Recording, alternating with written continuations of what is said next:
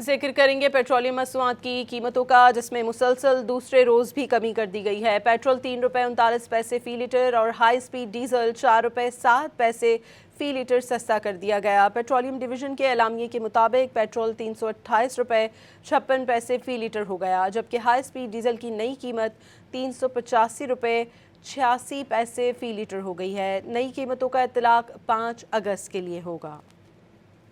जिक्र करेंगे पेट्रोलियम मसनूआत की कीमतों का, जिसमें मुसलसल दूसरे रोज़ भी कमी कर दी गई है। पेट्रोल 3 रुपये 39 पैसे फ़ी लीटर और हाई स्पीड डीजल 4 रुपये 7 पैसे फ़ी लीटर सस्ता कर दिया गया। पेट्रोलियम डिवीज़न के एलामिये के मुताबिक पेट्रोल 328 रुपये 56 पैसे फ़ी लीटर हो गया, जबकि हाई स्पीड डीजल की नई कीमत 385 रुपये 86 पैसे फ़ी लीटर हो गई है। नई कीमतों का इत्तलाक 5 अगस्त के लिए होगा।